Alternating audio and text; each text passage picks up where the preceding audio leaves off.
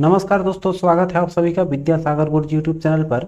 आज के इस वीडियो में हम लेकर आए हैं आप सभी के लिए 38वीं बीपीएससी से लेकर 66वीं बीपीएससी तक के जितने भी प्री एग्जाम में क्वेश्चन आए हुए हैं उसमें आपका प्राचीन इतिहास या प्राचीन भारत के इतिहास से जितने भी क्वेश्चन आ चुके हैं अभी तक वो आपको आने वाले 67वीं बीपीएससी एग्जाम में एनालाइज कीजिए, उससे कितने क्वेश्चन क्या स्टैंडर्ड रहता है, इसीलिए ये सब वीडियो आपको दिया जा रहा है। जैसा कि ये बुक नई आई है मार्केट में, तो उसके लिए भी हम लोगों ने इसको खास तौर से तैयार किया है कि जितने भी आप सभी लोग प्रिपरेशन कर रहे हैं वो सब इसके स्टैंडर्ड को समझ पाए। ठीक है, तो आते हैं फटाफट से क्वेश्चन पे।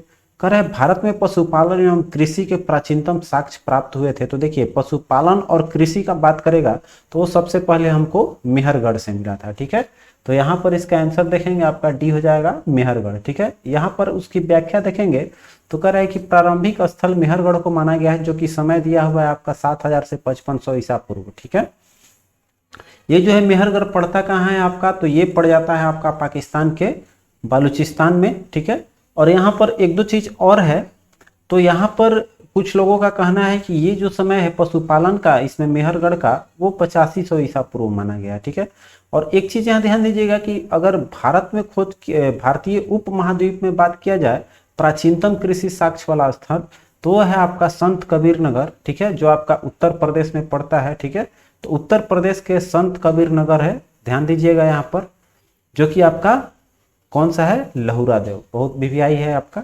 तो भारत का अगर बात करेगा प्राचीनतम साक्ष्य कृषि का, तो वह है आपका लहुरा देव, जिसका समय अवधि माना गया है 7000 ईसा पूर्व से 9000 ईसा पूर्व के मध्य। ठीक है, चलिए आते हैं अब आगे, थोड़ा सा बढ़ते हैं। तो ये देख लीजिए, आप सब लोग पढ़ते चलिएगा।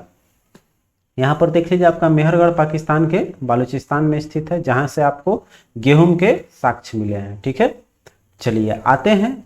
अब देखिए, यहाँ पर चावल के साक्ष्य का भी दिया हुआ है, तो चावल के साक्ष्य वाला स्थल आपका कौन है, कोल्डिहवा, जो कि आपका प्रयागराज जिले में बेलन नदी के तट पर स्थित है। ठीक है, चलिए इसका समय अवधि माना गया है 6500 ईसा पूर्व। आते हैं सेकंड नंबर क्वेश्चन पे।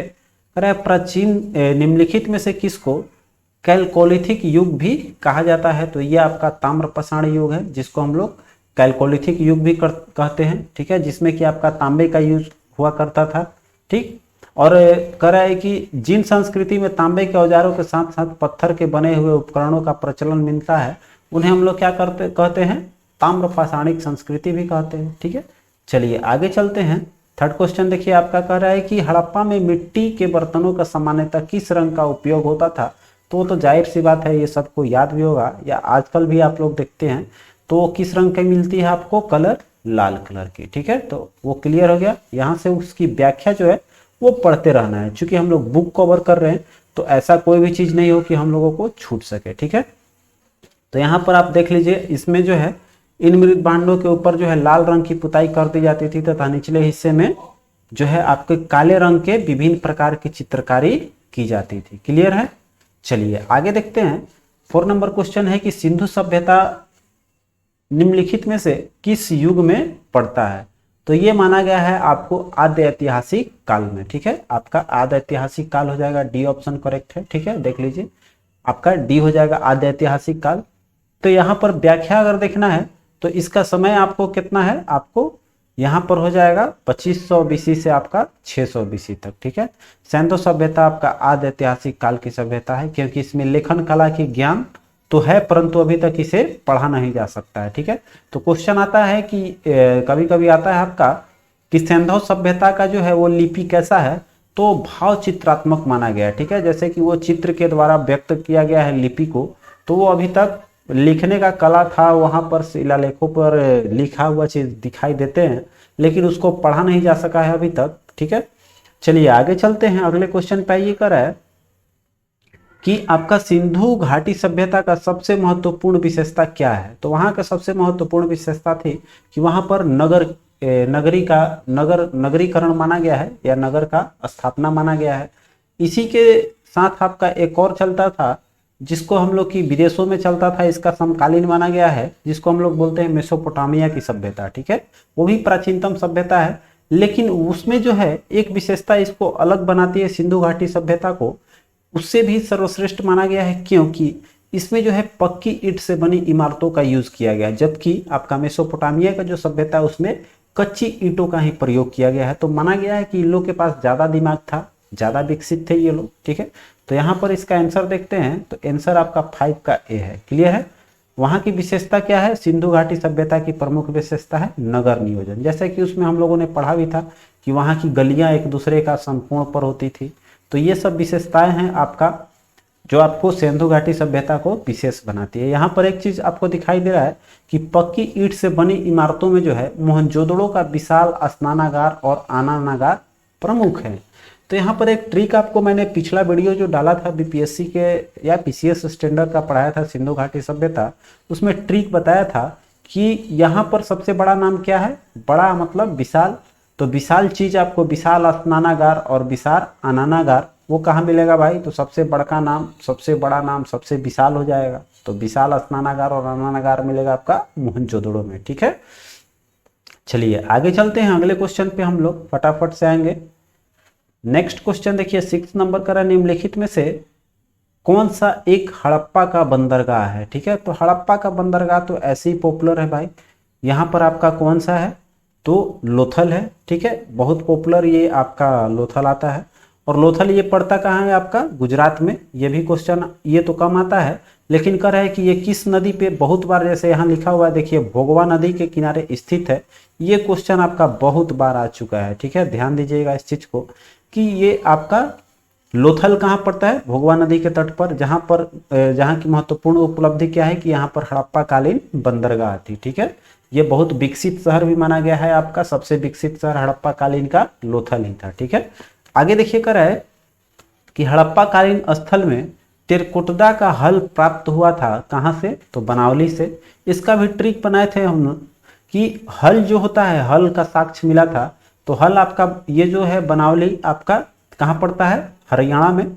तो ये जो है आपका बनावली वन में क्या मिलेगा? हल करने या खेती करने हम लोग कहाँ जाते हैं भाई? वन में जाएंगे, तो फील्ड में जाएंगे तो वो वन होता है। तो हम लोग बनावली याद रखेंगे कि हल का कहाँ मिला था साक्ष्य? हड़प्पा कालीन में, जिसको टेराकोटा का हल बोला गया है। तो वो आपका बनावली में मिलेगा, ठीक है। बनावली कहाँ पड़ता है आपका? हरियाणा में। आते हैं हम लोग व्याख्या देखते हैं, करे हरियाणा के कहाँ पड़ेगा? फतेहाबाद जिले में स्थित है बनावली के टेराकोटा का हल प्राप्त हुआ था, ठीक है। नेक्स्ट क्वेश्चन देखिए कर, निम्नलिखित में से किस हड़प्पन नगर में जुते हुए खेत के निशान मिले हैं? ठीक है। तो जो जुताई किया हुआ खेत जो है वो कहाँ मिलेगा आपको? कालीबंगा में। कालीबंगा कहाँ पड़ता है आपका? राजस्थान में, घाघरा नदी के किनारे है, ठीक है। तो यहाँ पर आपको बाकी व्याख्या देखते हुए आगे बढ़ना है। तो राजस्थान के हनुमानगढ़ जिले में जो है ये आपको घाघर नदी के किनारे स्थित है कालीबंगा। क्लियर हो गया यहाँ पर। अब देखिए यहाँ पर करा है कि प्रसंगत जो है हड़प्पा सभ्यता के स्थलों में खंभात की खाड़ी के निकट स्थित लोथल से गोदीवाड़ा का साक्ष्य मिला है, ठीक है। गोदीवाड़ा मतलब समझ सकते हैं बंदरगाह का ही एक उपनाम है जो आपको गोदीवाड़ा बोला गया। तो ये है, कह रहा है कि बंदरगाह किसको बोलते हैं हम लोग, ये तो सब जानते हैं, जहां से कि आपका पानी के रास्ते या बोल सकते हैं कि जल मार्ग द्वारा जहां आयात निर्यात होती हो, व्यापार होती हो, उसको हम लोग क्या बोलते हैं? उसको हम लोग बंदरगाह बोलते हैं, ठीक है। तो ये तो क्लियर है। तो यहाँ पर हम लोग को एक चीज समझना है कि कह रहा है प्रसंगत हड़प्पा सभ्यता में जो आपका लोथल है, वो लोथल से क्या मिला है आपका? गोदीवाड़ा। फिर आपका कालीबंगा हो गया, यहाँ से मिला है आपका जुताई किया हुआ खेत का साक्ष्य। फिर आपका गुजरात के जो धैलावीरा है वहां से क्या मिला है? हड़प्पा लिपि के बड़े 10 चिन्हों वाला शिलालेख मिला है। और हरियाणा का जो फतेहपुर स्थित में बनावली है वहां से अभी हम लोगों ने पढ़ा क्या मिला है? तो हल की प्रतिकृति मिली है, जो कि आपका टेराकोटा अभी पढ़ा आप लोगों को याद हो गए। चलिए आगे चलते हैं। 9 नंबर क्वेश्चन कर रहे हैं आपका, निम्नलिखित में से कौन करे आपका कौन हड़प्पा और मोहनजोदड़ो के उत्खनन से संबंधित नहीं थे? ठीक है। तो यहां पर हम लोग देखेंगे तो बीए स्मिथ जो है वो एक इतिहासकार रहे हैं, ठीक है। वो क्या थे? एक इतिहासकार थे। तो यहां पर आपको डी ऑप्शन बिल्कुल सही हो जाएगा। बाकी तो ये रसखाल दास बनर्जी आपके थे ही उत्खनन के प्रमुख माने जाते हैं। केन दीक्षित थे ही आपके। यहाँ पर आइए व्याख्या देख लेते हैं। तो कह रहा है दयाराम साहनी जो है हड़प्पा के सर्वेक्षण किए थे वर्ष 1926-27 में। इनको मधो स्वरूप जो आपको वत्स के बारे में हम लोगों ने पढ़ा, आपको MS वत्स, जिसके बारे में माधव स्वरूप वत्स करा। हड़प्पा के उत्खनन कार्य से संबंधित रहे ये भी। और मोहनजोदड़ो की खोज 1922 में किसने किया था? तो रसखाल दास बनर्जी द्वारा किया गया था। आइए ऊपर देख लेते हैं। तो ये इसमें सब तो संबंधित हैं ही। आपका BA स्मिथ क्या है? एक इतिहासकार रहे हैं, ठीक है, रसखाल दास बनर्जी ने किया था। अब देखिए इसमें बाकी चीजों को छोड़ते हुए देख लीजिए, आपका BA स्मिथ हड़प्पा सभ्यता की खोज से संबंधित नहीं रहे, बल्कि ये भारतविद और कला इतिहासकार के रूप में प्रसिद्ध थे, ठीक है। आगे देखिए कर है कि जो आपका कहाँ गया, ये देखिए 10 नंबर क्वेश्चन आपका आया, कह रहा है कि बोगज कोई का महत्व इसलिए है, इसका महत्व क्यों है?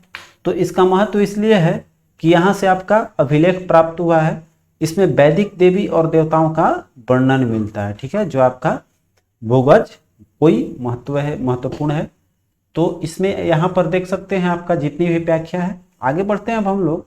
11 नंबर क्वेश्चन कर रहा है कि प्रसिद्ध 10 राजाओं का युद्ध किस नदी के तट पर लड़ा गया था? बहुत VVI क्वेश्चन है ये, देखिए बहुत बार आया हुआ भी है।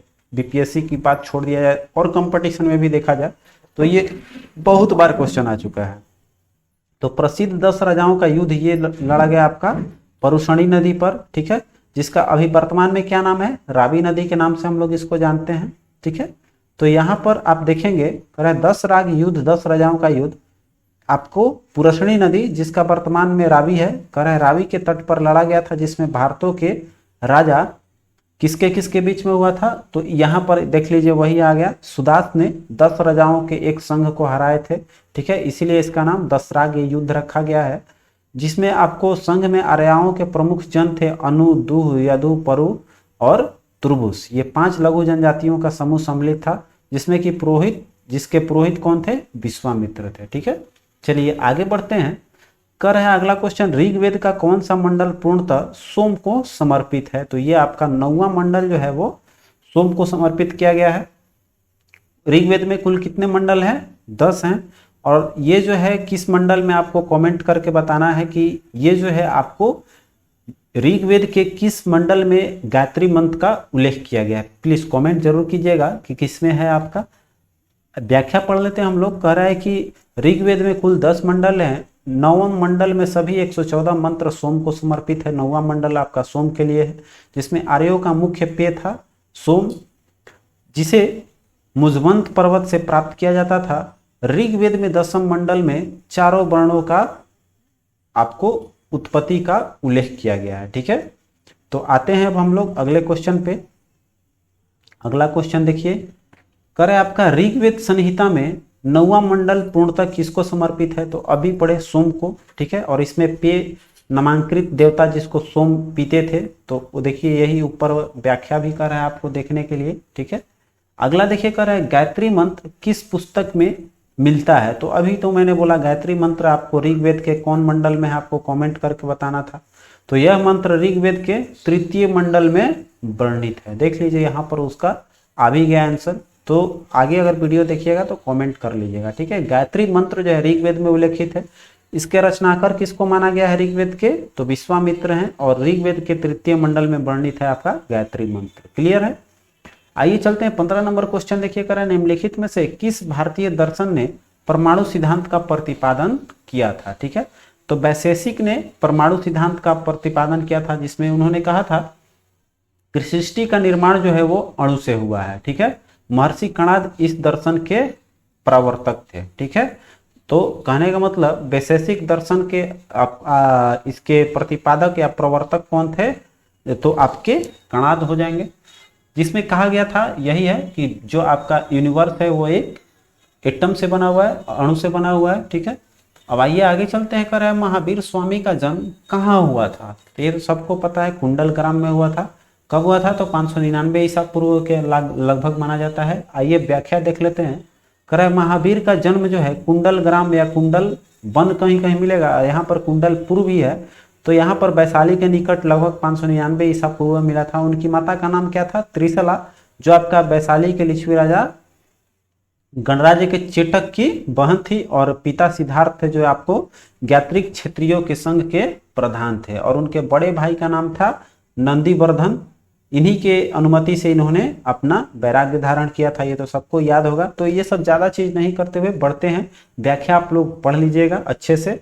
आते हैं अगले क्वेश्चन की ओर। चूंकि इसमें लगभग 120 क्वेश्चन के आसपास में है क्वेश्चन, तो हम लोग को फटाफट से कवर करना है। चूंकि इसके लिए प्रॉपर एक ही वीडियो दे रहा हूँ, तो हम लोग को जल्दी से तेजी से बढ़ना होगा, ठीक है। अब कह रहा है महावीर जैन की मृत्यु निम्नलिखित में से किस नगर में हुई थी? तो पावापुरी में पधार गए थे, ठीक है। जैसे आदमी का अंतिम छोर क्या है? तो पाँव है, ट्रिक याद रखना है। तो कहाँ अंतिम कर गए थे महावीर जी? तो आपको पावापुरी में, ठीक है। चलिए आगे बढ़ते हैं। कितने साल में? आपको 72 साल में आपका 527 ईसा पूर्व में किए थे। तो आगे बढ़ेंगे अब हम लोग फटाफट से। कर रहे हैं भगवान महावीर का प्रथम शिष्य कौन थे? तो जामिल माना गया है, जमाली भी, जमाली लिखा हुआ है यहाँ पर। तो यहाँ पर ये जो है आपको यहाँ पर इनके जामिल कौन थे? तो दामाद लगते थे, ठीक है।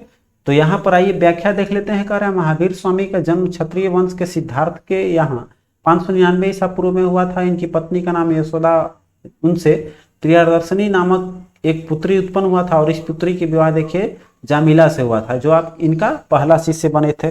तो कहने का मतलब है इनके दामाद लगे जामिला। बाकी चीजें जो है ये सब आप यहाँ पर पढ़ सकते हैं। यहाँ पर जामिली के बाद में यहाँ पर है विरोध किया था, महावीर का विरोध करके, और एक बहुरतवाद नामक एक संप्रदाय का शुरुआत की थी, ठीक है। तो यहाँ पर 11 अन्य प्रधान शिष्य जिन्हें गणधर कहा गया है, वो यहाँ पर इनका नाम दिया हुआ है। आगे चलते हैं। 19 नंबर क्वेश्चन देखिए। कर रहा है आपका निम्नलिखित में से कौन सबसे पूर्वकालिक जैन ग्रंथ माना गया है? तो ये है आपका 14 पूर्व, ठीक है। 14 पूर्व जो है वो प्राचीनतम जैन ग्रंथ है, ठीक है। तो अंतिम नंद राजा के समय में जो है ये कह रहा है कि संभूत विजय तथा भद्रबाहु संघ के अध्यक्ष थे, तथा ये ही महावीर द्वारा प्रदत्त 14 पूर्वों के विषय में जानने वाले अंतिम व्यक्ति थे, ठीक है। तो यहाँ पर ध्यान दीजिएगा कौन थे आपके? अंतिम नंद राजा थे। और कह रहा है कि 12 अंग में जैन सिद्धांतों के संकलन प्रथम जैन सभा में किया गया था। तो यहाँ पर ध्यान देना, 14 पूर्व क्या है आपका? एक प्राचीनतम जैन ग्रंथ है। आइए 20 नंबर क्वेश्चन देखते हैं। कह रहा है महात्मा बुद्ध ने अपना पहला धर्मचक्र प्रवर्तन कहाँ किया था? तो सारनाथ में किए थे, ठीक है। ये तो सबको याद है। जो पहला उपदेश दिया था महात्मा बुद्ध ने, वही आपको कहलाया था धम्मचक्र प्रवर्तन, ठीक है। 6 वर्षों के साधना के बर्दाश्त बाद इनको 35 वर्ष की अवस्था में वैशाख पूर्णिमा को बुद्ध को पीपल के वृक्ष के नीचे गौतम बुद्ध को ज्ञान की प्राप्ति हुई थी, ठीक है। तो ज्ञान के प्राप्ति के बाद ही वो बुद्ध कहलाए थे। ये सब चीज आप सभी को पता होगा। तो समय को बचाते हुए आइए पढ़ते हैं फटाफट से। यहाँ पर आएंगे हम लोग। तो 5 ब्राह्मण सन्यासियों को पहला उपदेश दिए थे। कितने? 5, ठीक है। इसी उपदेश को क्या बुलाया गया? धर्मचक्र प्रवर्तन, ठीक है। यह उपदेश दुख के कारणों, दुख के अंत और उसमें समाधान से संबंधित था। इसे 4 आर्य सत्य भी कहा जाता है, ठीक है।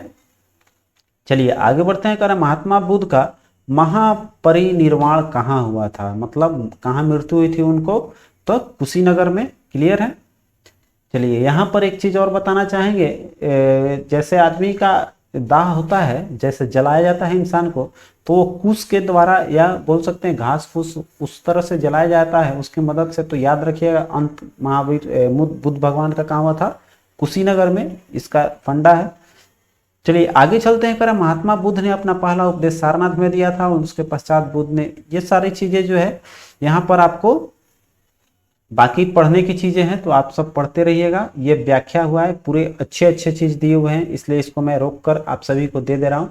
आप लोग इसको अच्छे से पढ़ लीजिएगा, ठीक है। चलिए आगे बढ़ते हैं अगले क्वेश्चन की ओर। तो कह रहा है त्रिपिटक जो है, त्रिपिटक किसकी धार्मिक पुस्तक है?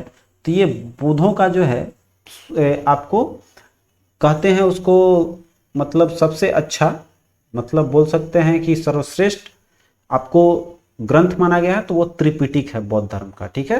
तो आपका डी ऑप्शन हो जाएगा।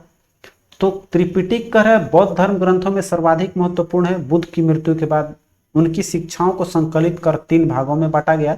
आपका था कौन कौन? विनय पिटक, सुत्त पिटक और अभिधम पिटक, ठीक है। तो इसमें क्या क्या आपका उसमें अंदर क्या मटेरियल है ये भी जानना आप जरूरी है। तो विनय पिटक में है संघ संबंधी नियम और आचार की शिक्षाएं, मतलब आप बौद्ध संघ में अगर रहते हैं तो उसमें किस तरह का नियम और उसमें क्या क्या आचरण करना पड़ेगा, वो सारी आपको विनय पिटक में मिलेगा।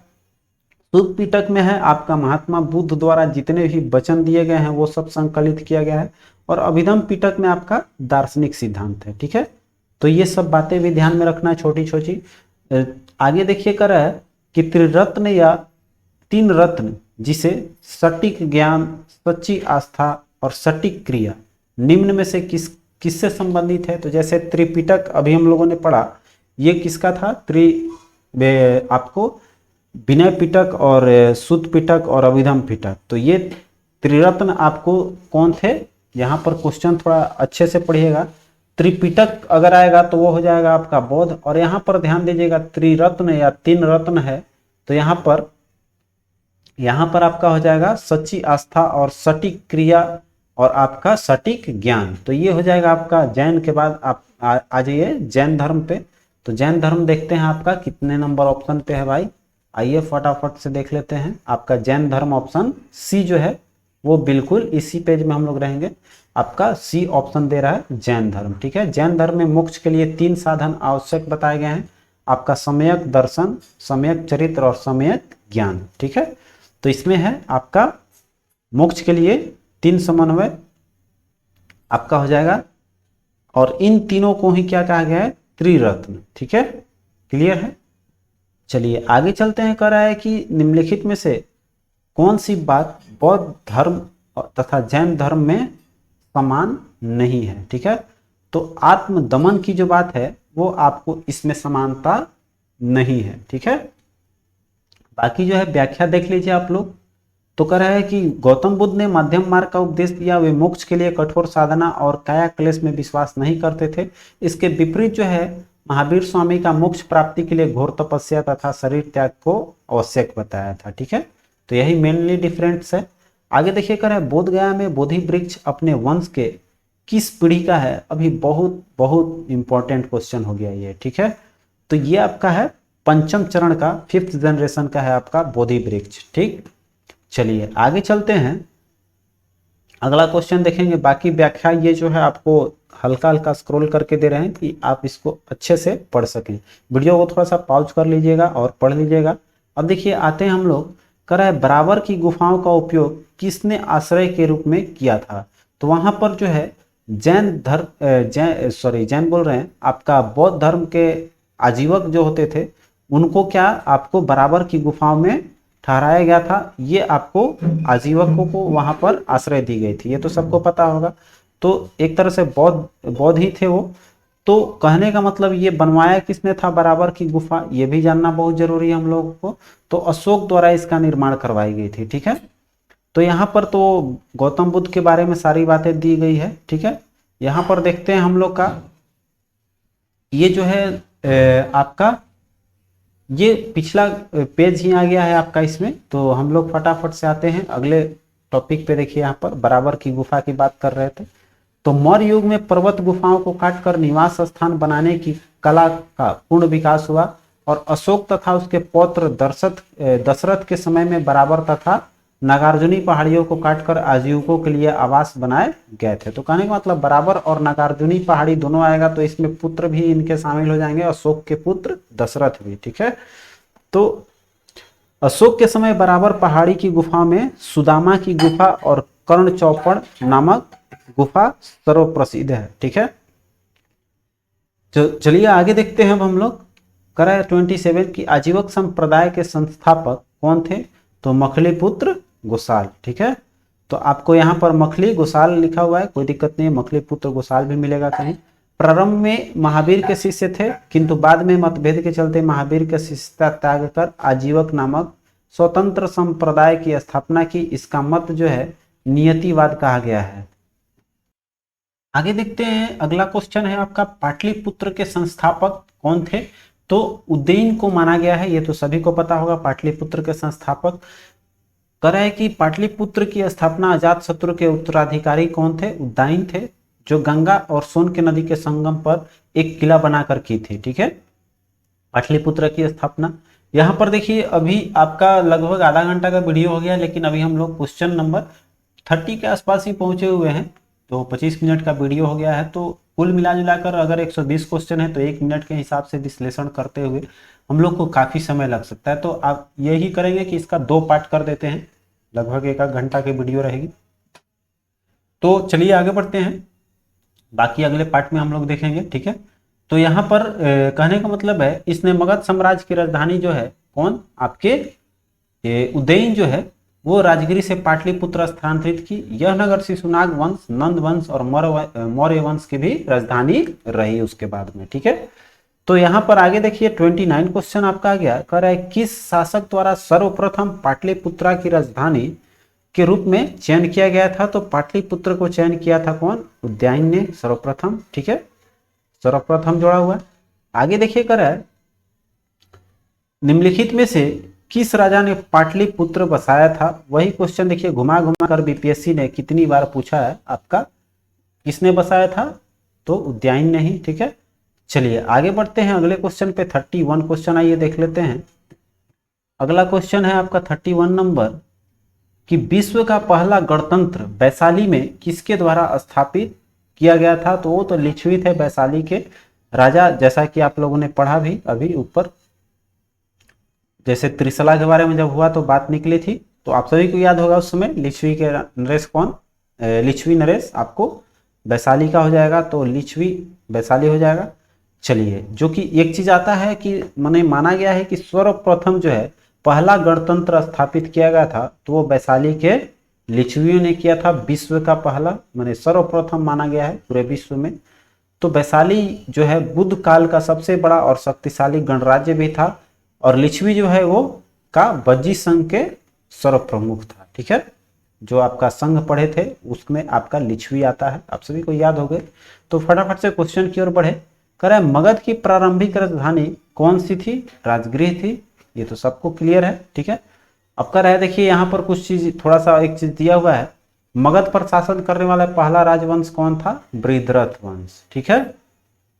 चलिए, और बाकी जो है इस वंश के पहले राजा बृहद्रथ का पुत्र जरासंध था, जिसने राजगिरी पे अपनी राजधानी बनाई थी। तो ये आप सब व्याख्या पढ़ते रहिएगा। चलते हैं अगले क्वेश्चन की ओर। कह रहा है अजात शत्रु के वंश का नाम क्या था, तो आपको हर्यक वंश के थे।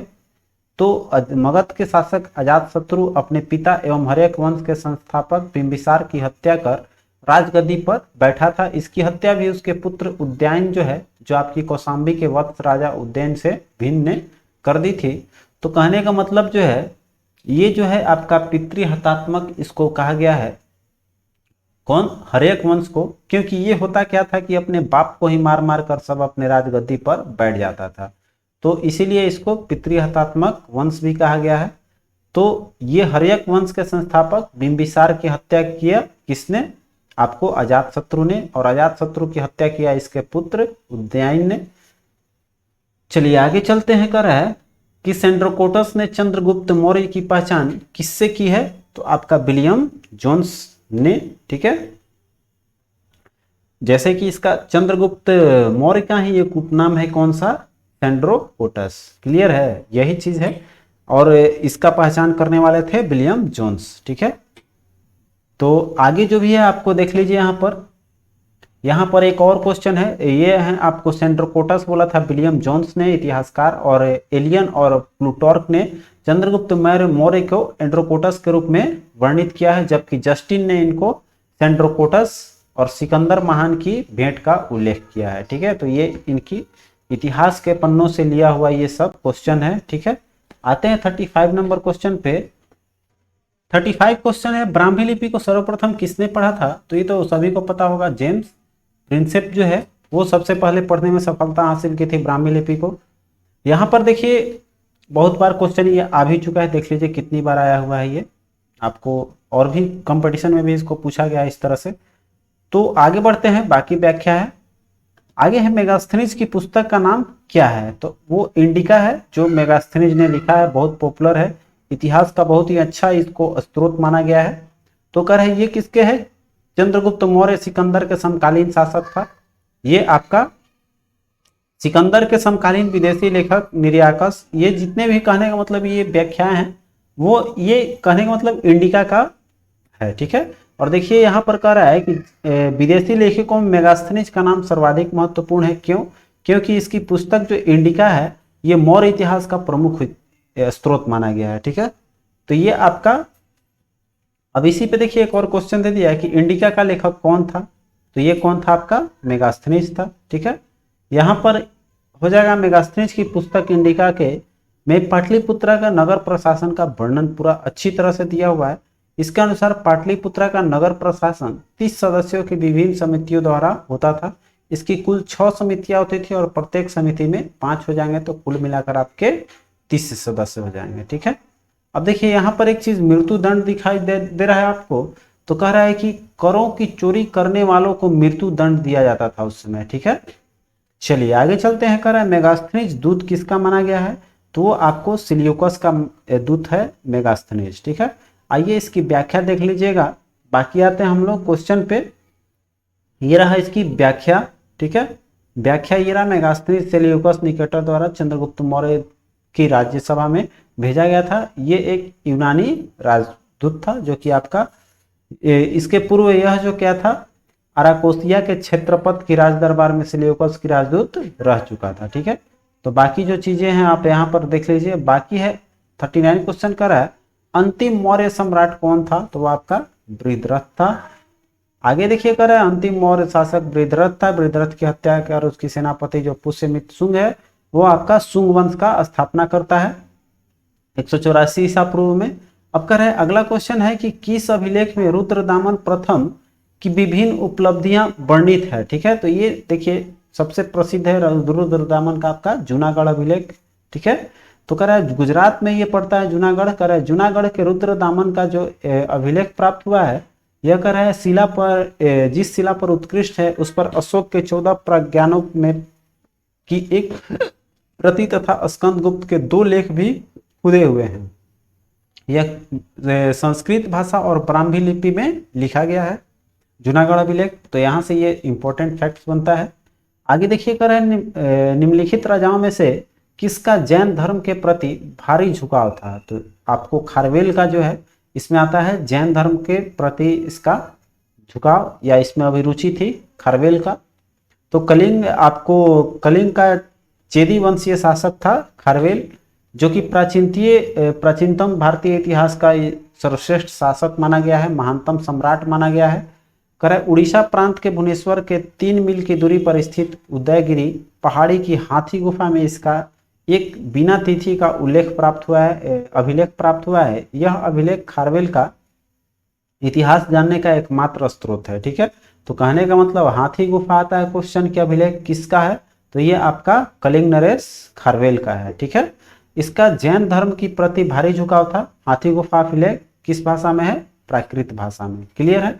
आगे आते हैं 42 क्वेश्चन कर रहा है कलिंग नरेश खरवाल का संबंध किससे था, तो अभी देखिए चेदी वंश से हम लोगों ने पढ़ा। तो यहाँ पर आइए फटाफट से व्याख्या देख लीजिए आपका। अब यहाँ पर एक चीज और दे रहा है इसमें कि यहाँ पर कलिंग के चेदी वंश के संस्थापक महामेघवाहन नामक व्यक्ति था। तविद इस वंश का नाम महामेघवाहन वंश भी पड़ गया था, ठीक है। तो यहाँ पर कहने का मतलब आपका ऑप्शन जो है 2 हो जाएगा, ठीक है। इसलिए ये ऑप्शन दे रहा है 1 से अधिक, तो यहाँ पर 2 नाम हो जाएगा आपका। यहाँ पर तो एक चेदी वंश राजवंश देख रहे हैं और इसके संस्थापक की वजह से भी एक नाम पड़ा महामेघवाहन वंश। तो इस वंश का सर्वाधिक शक्तिशाली शासक खारवेल हुआ। खारवेल इतिहास अध्ययन का एकमात्र साधन हाथी गुफा अभिलेख है, ऊपर में भी पढ़ा हम लोगों ने। आगे देखते हैं 43 क्वेश्चन है आपका प्राचीन भारत का नेपोलियन किसको बोला गया है भाई, समुद्रगुप्त को।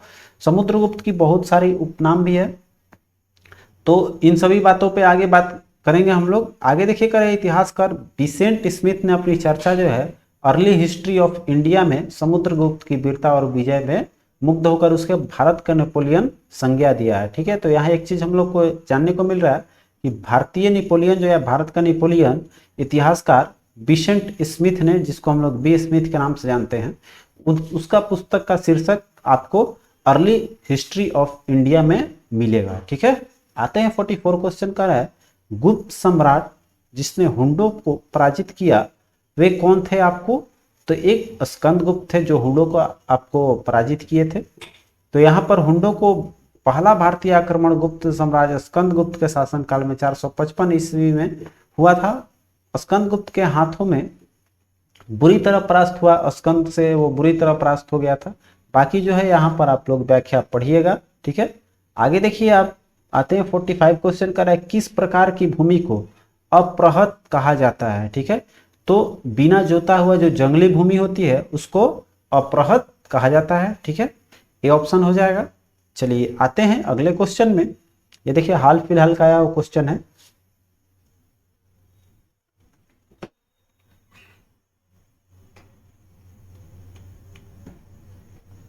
देखिए यहाँ पर उसकी व्याख्या आगे आते हैं। 46 क्वेश्चन कर रहा है कि चीनी यात्री जो है सुंग युन ने भारत की यात्रा कब की थी। तो आपका 515 से 520 ईस्वी तक आपका सुंग युन भारत में रहा, यात्रा किया। आगे देखते हैं 518 में कर रहा है, ये मतलब आया था 518 ईस्वी में भारत आया। इसने अपनी 3 वर्षों की यात्रा बौद्ध धर्म की प्रतियां एकत्रित की थी, ठीक है। आगे चलते हैं 47 क्वेश्चन देखिए कर रहा है, हर्षवर्धन के शासनकाल में किस चीनी यात्री ने भारत की यात्रा की थी, ठीक है। तो ये तो आपको बताए थे, ह से ह क्या करना है, मैच कर देना है, तो हर्षवर्धन हो जाएगा वेनसांग, ठीक है। बाकी जो है यहाँ पर बहुत अच्छी व्याख्या लिखी हुई है आपका कि हर्षवर्धन के समय सर्व प्रमुख घटना चीनी यात्री वेनसांग के भारत आगमन का था। मतलब हर्षवर्धन का अच्छा माना गया शुभ वो हर्षवर्धन का भारत आगमन। उसकी उत्कृष्ट जो है अभिलाषा महात्मा बुद्ध के चरण चिन्हों द्वारा पवित्र किए गए स्थानों को देखने और पवित्र बौद्ध ग्रंथों के अध्ययन करने की थी। अर्थात जो वेनसांग आया था भारत, उसका मुख्य उद्देश्य क्या था आपका, ये सारी बातें जो है ये हो जाएगी। जो उन दिनों भारत में सुलभ थे उस उद्देश्य से पूर्ति हो तो उसने तांग शासकों की राजधानी चंगन से भारतवर्ष के 629 ईस्वी में प्रस्थान किया। और इसका जो यात्रा वृत्तांत है वह आपको एक ग्रंथ लिखा जिसका शीर्षक है सी यू की, ठीक है। तो ये भी क्वेश्चन आता है, सी यू की किसका है, आपका वेनसांग का लिखा हुआ है, ठीक है। चलिए आगे देखिए कर है, कलहण की पुस्तक का नाम क्या है। तो कलहण की पुस्तक जिन्होंने कलहण ने लिखा है वो है आपका रजत रंगनी, ठीक है। तो कलहण ने रजत रंगनी में कश्मीर का इतिहास लिखा हुआ है, इसमें कश्मीर शासकों की व्याख्या है। कर इस ग्रंथ में रचना कलहण ने जयसिंह के शासनकाल में पूर्ण किया और चंद्रगुप्त मौर्य के प्रधानमंत्री चाणक्य ने राजनीति शास्त्र के पर प्रसिद्ध ग्रंथ जो है अर्थशास्त्र की रचना की थी, ठीक है। आगे चलते कर है, उदंतपुर शिक्षा केंद्र निम्न में से किस राज्य में अवस्थित है। तो आपका बिहार में पड़ता है। ये VVI क्वेश्चन बहुत बार आया हुआ भी है आपका उदंतपुर, तो आपका कहाँ पड़ता है, ये आपको देखिए 60 हाल फिलहाल का क्वेश्चन है आपका, तो ये आपको बिहार में पड़ेगा उदंतपुर, ठीक है। चलिए आते हैं अगले क्वेश्चन की ओर। अगला क्वेश्चन देखिए यहाँ पर दिया हुआ है आपका, उदनापुर भी कहा जाता है उदंतपुर को। आगे देखते हैं कर रहा है, कर्नाट वंश के संस्थापक कौन था, ठीक है। तो ये आपका न्यान देव थे, ठीक है। आपको कर्नाट वंश के संस्थापक, आइए इनसे व्याख्या देख लेते हैं। कर रहा है, कर्नाट वंश के संस्थापक जो है नान्य देव थे, वे एक महान योद्धा थे। और कह रहा है नान्य देव के कर्नाट की राजधानी कहाँ था आपका, सिमरावगढ़ को माना बनाया। और कर्नाट वंश का शासनकाल जो है आपको माना गया है कब, 1097 से 1325 ईस्वी, जो मिथिला का स्वर्ण युग कहलाता है। तो ये आपका 1097 से 1325 हो जाएगा आपका कर्नाट वंश का शासनकाल। कर्नाट वंश का अंतिम शासक कौन है आपका, हरि सिंह है। इसका व्याख्या देख लीजिए, कर रहा है अंतिम शासक हरि सिंह देव थे। ये कला और साहित्य के महान संरक्षक माने गए हैं और इन्हें पूंजी व्यवस्था या पंजी व्यवस्था की शुरुआत की थी कौन, आपका हरि सिंह देव ने, ठीक है। आइए आगे देखते हैं, किस काल में अछूत की अवधारणा स्पष्ट रूप से उद्धृत हुई थी। सबसे ज्यादा कब किसके शासन काल में था, तो धर्मशास्त्र, अर्थात जब धर्म की प्रकाष्ठा, धर्म के शास्त्रों की प्रकाष्ठा थी इस समाज में, तो उस समय जो है क्षुद्रता आपको चरम सीमा पे थी। तो उसी समय बहुत सारे, जैसे कि आप सुने होंगे जैन धर्म, बौद्ध धर्म, उससे उस समय बहुत सारे संप्रदायों का उदय हुआ था। यही कारण था आपका धर्म ग्रंथ का बहुत लोग बहिष्कार किए थे, ठीक है। तो ये सारी व्याख्याएं यहाँ पर देखिए दिया हुआ है। वहां पर चारों वर्ण जो है ब्राह्मण, क्षत्रिय, वैश्य और शूद्र, ये तो सबको पता है। चलिए आगे बढ़ते हैं हम लोग, अगला क्वेश्चन देखते हैं। कर है कनिष्क के शासन काल में बौद्ध सभा किस नगर में आयोजित की गई थी? तो वो था आपका कश्मीर का, और ये आपका अंतिम चौथा बौद्ध संगीत सभा या बौद्ध संगति थी। तो आइए अब आगे बढ़ते हैं, 54 क्वेश्चन पे आ जाइए फटाफट से, आगे आते हैं ऊपर। देखिए ये आपका व्याख्या दिया हुआ है, अंतिम संगति था, चौथी और अंतिम संगति थी। ऐसे कहीं कि क्वेश्चन कभी कभी आता है पांचवा का, तो उस पर बात नहीं करते हैं, चार का ही आपको ज्यादातर माना गया है।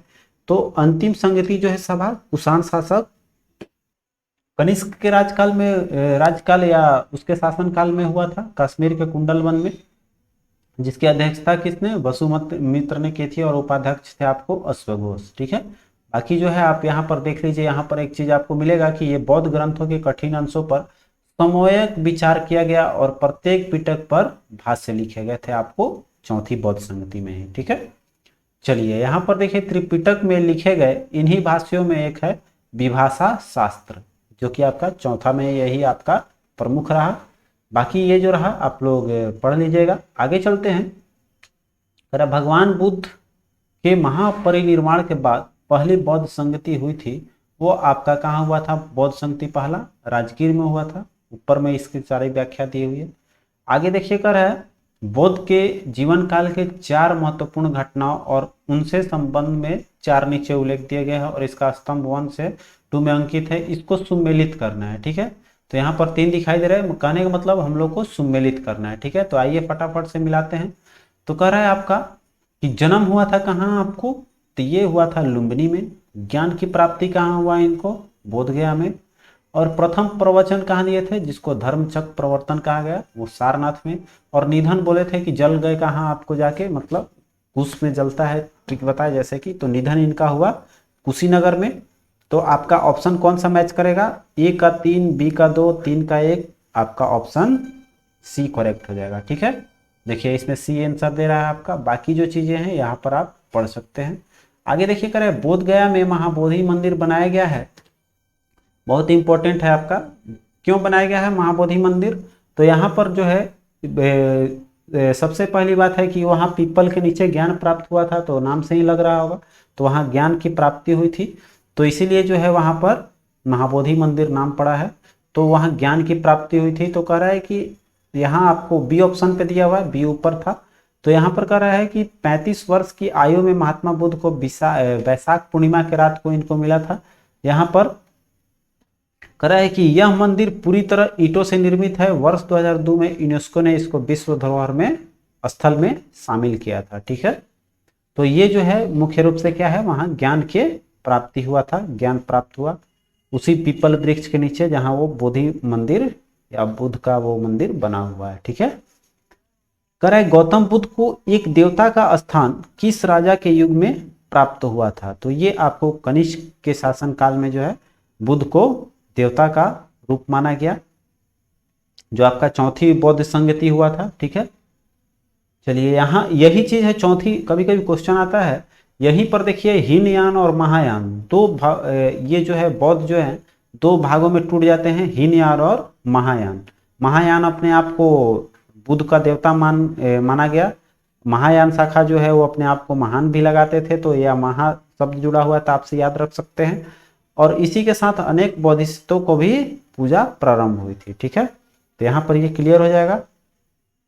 चलिए आगे बढ़ते हैं। 58 क्वेश्चन कर रहा है कि ईसा पूर्व 6ठी सदी में विश्व की प्रथम गणतंत्रात्मक व्यवस्था कहाँ पर थी? अभी हम लोगों ने पढ़ा वैशाली, लिच्छवी आपका हो जाएगा। ठीक है, तो यहाँ पर वैशाली में थी, जहाँ महाजनपदों में राजतंत्रात्मक शासन व्यवस्था थी। ठीक है, तो महाजनपद में कौन था? वैशाली था, जो कि आपका बज्जी और मल नामक 2 राज्यों के गणतंत्रात्मक शासन व्यवस्था प्रचलित थी। ठीक है, जबकि प्रचलित थी लेकिन गणतंत्रात्मक विश्व का प्रथम आपका वैशाली, लिच्छवी ऊपर भी पढ़े थे।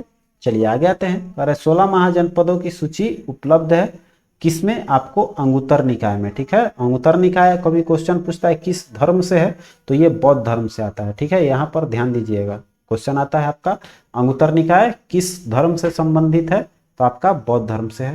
अंगुत्तर निकाय में 16 महाजनपदों की सूची दिया हुआ है, ये 16 जनपद आपका यहाँ पर दिया हुआ है। चलिए आगे चलते हैं।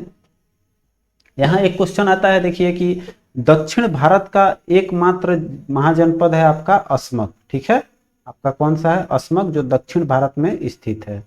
बाकी जो है आगे चलते हैं, अगले क्वेश्चन पे आएंगे हम लोग, अगले पेज में आ रहे हैं, तो हम लोग पहले इसको अगला क्वेश्चन देखेंगे। ये क्वेश्चन नंबर था आपका, देख लीजिए 59।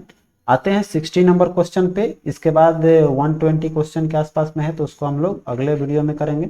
आइए देखिए 60 नंबर क्वेश्चन आपका सामने है। अरे नालंदा विश्वविद्यालय की स्थापना का युग है, तो ये गुप्त काल में इसकी स्थापना हुई थी, ये तो क्लियर है। इसकी स्थापना किसने किया था, तो इसमें बहुत सारा आता है आपको क्वेश्चन, बार बार आता है कि इसकी स्थापना किसने किया था, तो ये श्रीगुप्त की बात आती है। तो यहाँ पर व्याख्या देख लीजिए, आप लोग पढ़ लीजिए व्याख्या करें। नालंदा एक विश्वविख्यात बुद्ध पीठ एवं विश्वविद्यालय है, यह दक्षिण बिहार में राजगीर के निकट स्थित है। इसमें ध्वंस अवशेष बाड़ा ग्राम में दूर तक आज भी बिखरे हुए हैं। 5वीं शताब्दी के मध्य गुप्तों के समय नालंदा विश्वविद्यालय अस्तित्व में आया। सर्वप्रथम कुमार गुप्त प्रथम ने नालंदा बौद्ध विहार को दान दिया था। बाद में बुद्ध गुप्त तथा तथागत गुप्त और बालीदित्य नामक गुप्त शासकों ने भी इस विहार को दान दिए थे, ठीक है। तो ये कुल मिला जुलाकर 60 क्वेश्चन हम लोग यहाँ पर कर लिए हैं। अगला पार्ट में आपको 60 क्वेश्चन दे दूंगा। तो मिलते हैं हम लोग अगले वीडियो में, तब तक के लिए आप अपना ख्याल रखें। जय हिंद।